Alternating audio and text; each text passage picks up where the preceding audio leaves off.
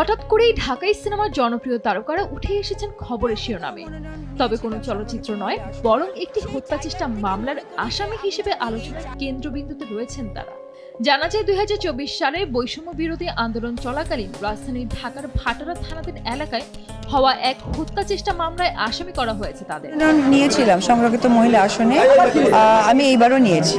তো কেন ব্যাপারটা তো মাঝখানে মামলার নথিপত্র পর্যালোচনায় দেখা গেছে সাবেক প্রধানমন্ত্রী ও আওয়ামী লীগ সভানেত্রী শেখ হাসিনা এবং তার সরকারের সংশ্লিষ্ট ২৮৩ জন ও অজ্ঞাতনামা ৩০০-৪০০ জনের বিরুদ্ধে ঢাকার সিএমএম আদালতে মামলাটি করেছেন এনামুল হক। সমাজের শুধু আমার শিল্পী বা মিডিয়া বা দল, তাছাড়াও যে আরো প্রচুর আমার দেশের মানুষ আছে।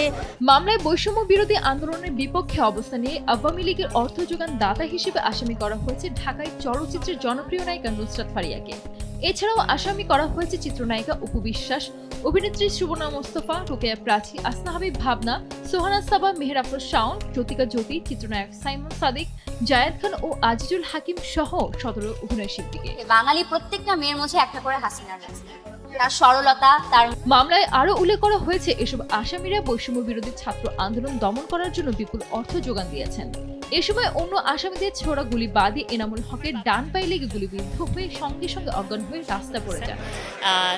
তার কাছ থেকে এই আওয়ামী লীগপন্থী বা দেশপন্থী যদি বলি, এ ব্যাপারে ভাটারা থানার ভারপ্রাপ্ত কর্মকর্তা ওসি মাজহারুল ইসলাম দেশ টিভিকে জানান, মামলাটা আসলে একটা কোর্টে হয়েছে, মামলা আমার থানায় হয় নাই, কোর্ট হয়েছে। কোর্ট আমাদেরকে নির্দেশ দিয়েছে মামলা রেকর্ড করার জন্য, আমরা কাজ করতেছি। সিনেমার কাহিনী চেয়ে কোনো অংশে কম নাটকীয় নয় তারকাদের জীবন, সেহেতু অবধারিতভাবেই তাদের জীবন কাহিনীতেও রয়েছে থানা পুলিশ আদালতের সংশ্লিষ্টতা। পাল্টাপাল্টি মামলা, গ্রেপ্তার, রিমান্ডের মতো ঘটনা তো আছে, আবার মাসখানেক কারাভোগের অভিজ্ঞতাও রয়েছে। এই দেশপ্রেম বলেন, আওয়ামী লীগপন্থী বলেন, এই ব্যাপারটা নিয়ে আমি বড় হয়েছি, কারণ তাদের মন মানসিকতার মধ্যে তো ওটা একদমই ভেতর থেকে ওই বীজটা আছে। মামলার বিষয়ে তারকাদের সঙ্গে মুঠোফোনে যোগাযোগের চেষ্টা করা হলে প্রথমে তাদের ফোনে রিং হলেও পরবর্তীতে ফোন বন্ধ পাওয়া যায়। তারকাদের আদালতের মুখোমুখি হওয়ার বিষয়টি অনেকের কাছে মুখরোচক আলোচনা অনুষঙ্গ হলেও বিষয়টি ভিন্নভাবে বিবেচনার কোনো সুযোগ আইনে নেই বলেই জানালেন বিশেষজ্ঞরা। তাদের মতে আইনের চোখে সবাই সমান, কেউ আইনের ঊর্ধ্বে নয়। যাদের বিরুদ্ধে সুনির্দিষ্ট অভিযোগ রয়েছে তারা বিচারের মুখোমুখি হবেন। এভাবে করে একমাত্র শিল্পীদের আলাদা করার কিছু নেই, আমরা শুধুমাত্র 1% বা 2%, এর বেশি কিন্তু না। হাসিনা আসছে, Hasina ready, Hasina is on the floor, all this things